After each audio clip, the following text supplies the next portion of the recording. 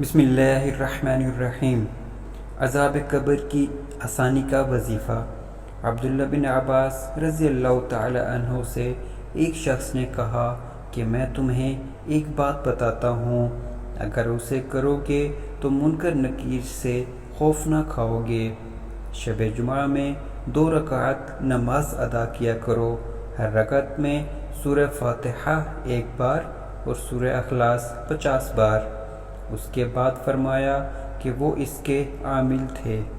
شرح اولیاء میں لکھا ہے کہ ان کے انتقال کے بعد کسی نے انہیں خواب میں دیکھا۔ پوچھا کہ کہو منکر نکیر سے کیا معاملہ رہا؟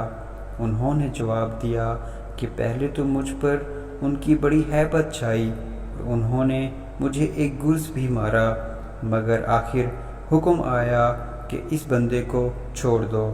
سبحان اللہ۔